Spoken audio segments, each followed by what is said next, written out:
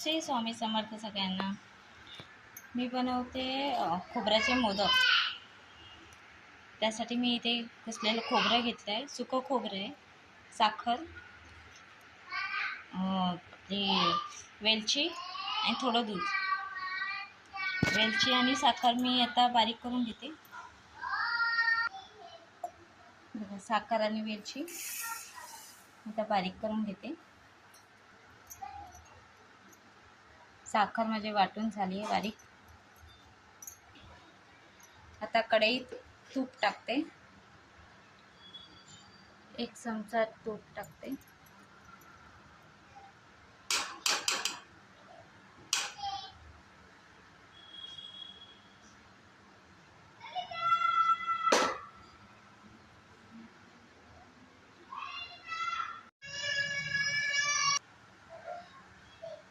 आता याच्यात खोबरं घालून भाजून घेते।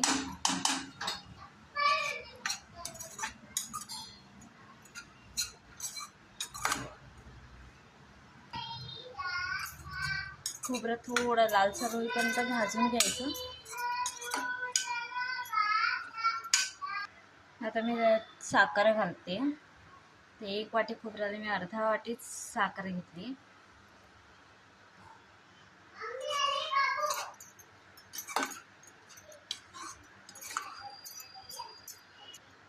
साखर चांगली मिक्स करून झाली। साखर मिक्स करून झाली। याच्यात मी थोडं दूध घालते।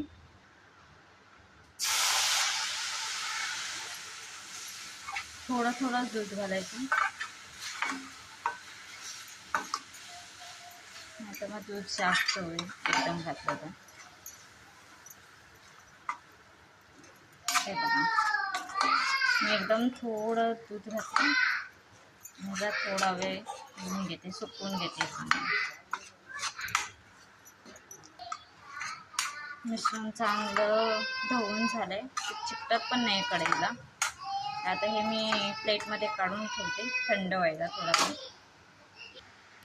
बघा, मी प्लेटमध्ये थंड व्हायला काढून ठेवले। आता हे थंड झाले की मग मी मोदक करते। तर मोदकाच्या साच्याला थोडं तूप लावून घेते।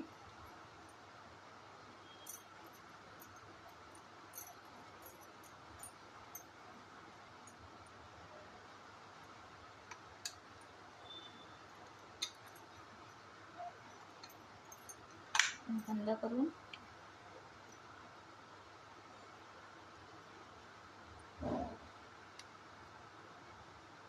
साच्यात असा प्रेस करून चांगला मोदक सारण आपलं भरून घ्यायचं।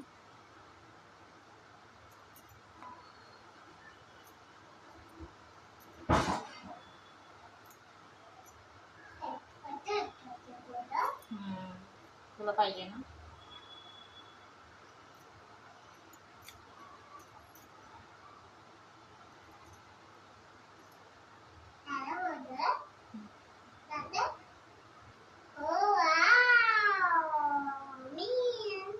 आपला मोदक रेडी आहे।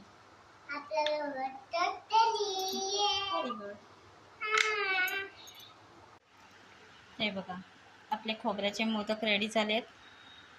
जर तुम्हाला असे मोदक करायचे असेल तुम्ही या पद्धतीने घरी बनवू शकता।